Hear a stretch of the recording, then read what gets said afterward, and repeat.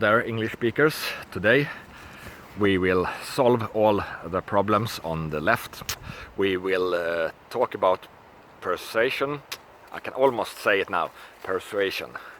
And when you finally become the leader of the biggest economy of the planet, I will teach you everything about how you should handle the media. That's very important for exactly you. But this sounds like a lot, so let's take a deep breath in this autumn forest and stretch our arms.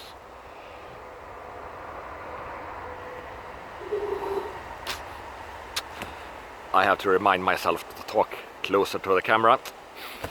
But we'll start with, I don't know, with the most awful thing. Matt Hancock. He is a health secretary in UK, and he is a liar and a murderer.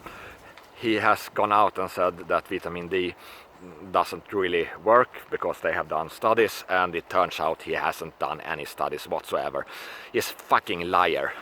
And he will take a talk now with David Davis, which is a champion of vitamin D in the British Parliament.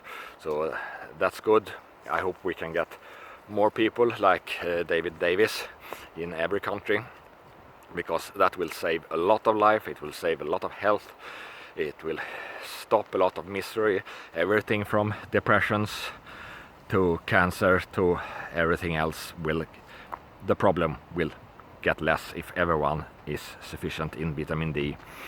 And we know this, the science is just there. Take your 4,000 or more if you're really big and fat, 4,000 international units per day. You need that if you can't get sun. The left has a problem. They are fucking assholes. Not everyone, of course. There are a lot of very nice people on the left. But they do have a problem with assholiness. Oh, there comes a dog. We have to go. So, if you are a Trump supporter, for example, and someone who voted for Bernie comes to you and say, okay, I don't like this Biden because he has lied way too much to me, so I'm a Trump supporter now. Oh yeah, welcome. We forgive you for your previous sins and so on. Come on in here. If you are, on the other hand, on the left, a lot of them, they make up how racist all Trump supporters are. So not only are they never forgiving them, they are also accusing them of crimes or sins that they haven't done.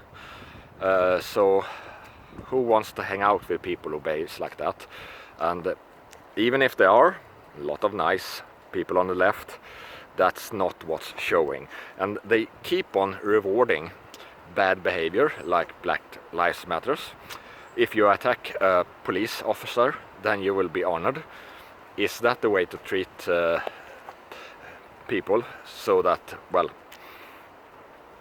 you're basically just showing that if you do a lot of resisting arrest, then you will be honored as a hero. That's not a way to reward people. You should reward people who do good things, and you should you should punish people who behave badly.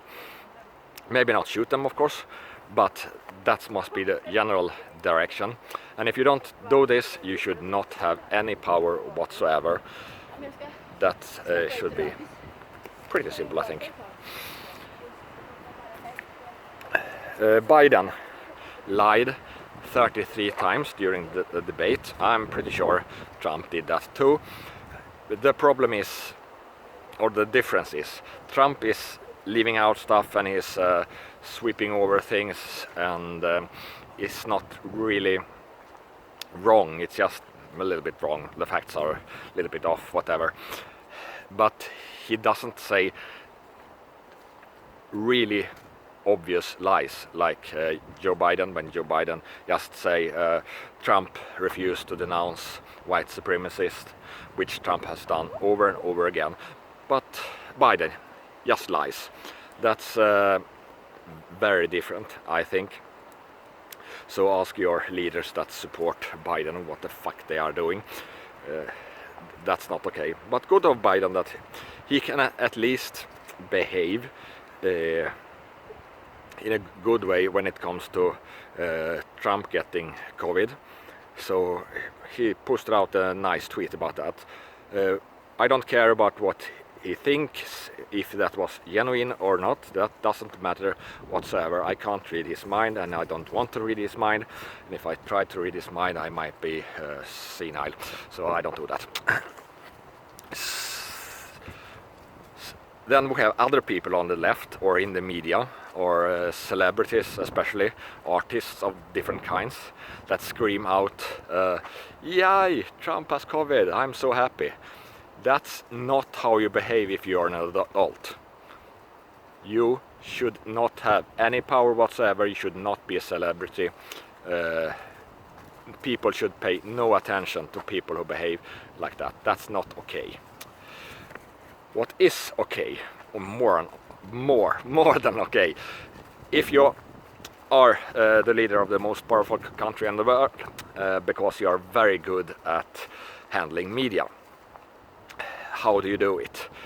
First of all, if you get a direct question, do you denounce white supremacy? You can't say, yes, of course I denounce white supremacy, because then you are their bitch. You don't want to be their bitch, you want to dominate them. They can't put words in your mouth, because then you have sort of lost. So that's why Trump said in the debate, sure, and then he continued about something else. That sounds awful, it was awful, but you're kind of forced to do it. But now he went into an interview with Hannity on Fox News, and he said clearly exactly the words that everyone wants to hear. I totally denounce white supremacy, I totally denounce Ku Klux Klan, and I totally denounce Proud Boys. I have no idea who they are or what they stand for, but I totally denounce them. That's so perfect.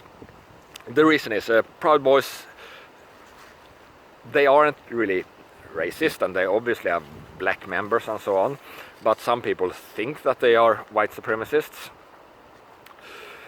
So if Trump would denounce them, he would get more and more questions, either why he didn't denounce them, or if he denounced some other Republican or right-leaning organization and so on, and it will never end, and he will be stuck in a swamp of things he doesn't want to discuss, really. He's of course very happy with all Proud Boys support he gets, and well, if some of them are racist or they are having some not good opinions that he doesn't want to be associated with, so what? So now he stopped all these questions. Everything is just gone, because now he can say, I denounce all and everything, and I don't know what they are or what they stand for, but I denounce it. So very well done. This is the things that we thought were not possible in handling media, and Trump shows us that there are things that are actually possible that no one could believe. I call it woke supremacy. This is the left-leaning kind of movement where they want to censor people, they want them to shut up, and that's what they are doing. They are behaving like assholes. So we should not say that they are crazy or anything like that. They aren't. They are just very, very bad people if they behave like that. Of course not everyone on the left, and all sane people are starting to realize that these people are not nice to be around. Be with me instead. I'm really nice. There is a tendency on the left to just make up stuff and then blame people for it. So that's not a good way to handle it. So get back to this vitamin D. I said already when Ditya Raoul came out with his first hydroxychloroquine study that was very promising, that people will try to stop this, and this is exactly what has happened. And the same story is what's happening with vitamin D and all other, basically all medical knowledge. People are trying to stop it because there are sociopaths that want to keep you sick, and they are here and there, and they are very motivated because otherwise they are out of job and stuff. Then we'll talk about the most important thing first. That's why I have mentioned this last. If you want to tell a story, you should not start with the butler did it, he took the knife and stabbed him in the back, and this is the background to what's happening. You don't want to do that. You want to have suspension and see how the story goes, and people will follow the story and they don't know how it will end and so on. If you apply for a bank loan, or if you write a political article, or try to convince your friend that you need help moving, you don't want to tell a story. If you want to do a speech on a birthday party, yeah, you can start with the old Greeks and go on blah blah blah and say funny things. You should or could say funny things when you do a very serious application for example a bank loan, or if you do something political, you should definitely be funny, unless you don't want anyone to hear what you're doing, then it's boring works sometimes. But you have to start with the important thing first. You can't say I have a lot of things on my mind and I have been doing this, and then I have problems with my neighbors, so then blah blah blah, and 15 minutes later you say, so can you help me move on Saturday? Don't be that person. Don't be. And it's so simple when you think about it. What do you want to read or hear? If you are sitting at the bank office and someone wants to get a loan, of course you want to give them a loan because you make money, if it's a good idea. But you want to hear the most important things first, and then you can see if you believe it, which you don't, and then you want to hear more details and so on. Don't start without this important thing first, with the framing already, and then people get this frame, and then they can just stuff other small bits of information in that frame. But don't start with the small pieces and then let people try to build up the frame.